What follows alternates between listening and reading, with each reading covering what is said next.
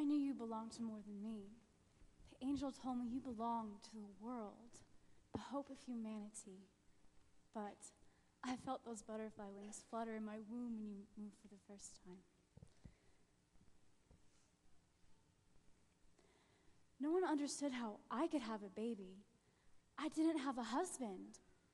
Joseph looked at me with pain in his eyes until the angel appeared to him.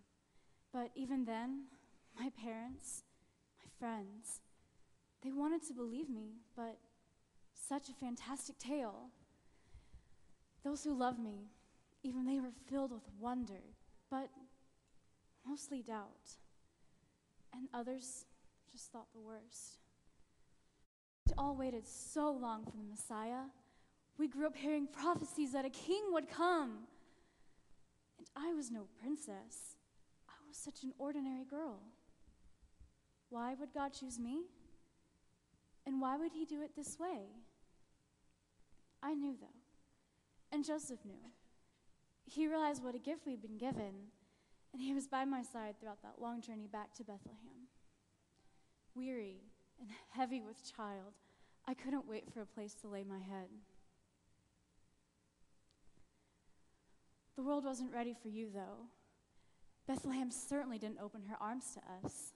All the inns were full, people coming back to their birthplace. Perplexed and aching, we found our way into a cattle stall. Joseph looked at me as if to say, "Did we imagine the angel? Would God allow his son to be born in such a humble place?" But through that long night in the stable, only Joseph was there. And as I groaned in the agony of travail, lying on the straw and looking up at the stars, seeing that one star reminded me, you are not mine. The shepherds with their stories of angel were no surprise. I listened and my heart was glad like every mother's heart hearing her child praised. I kept all these things and pondered them in my heart. Wise men would later come from distant lands, the Magi who had followed your star, worshiping and giving gifts. Gold, a gift for a king, frankincense, denoting worship and reverence, and myrrh. What a strange gift.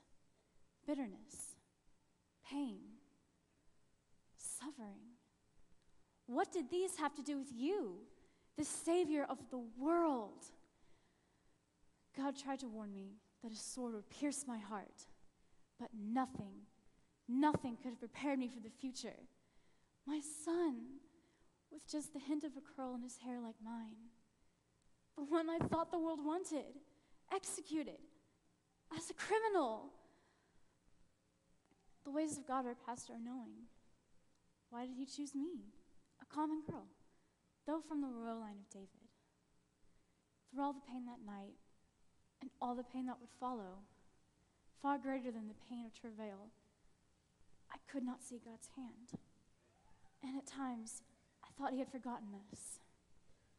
You never faltered, not in the wilderness, nor in the temple, not even on the way to the cross. And it was only then when I saw you risen that I could comprehend what it all had meant. And all his thoughts on that night, looking into that innocent face, had I known what I know then, I still would have said yes. And you would have too. Like the pain of birth, all the sorrow is as nothing for the joy that it brings forth.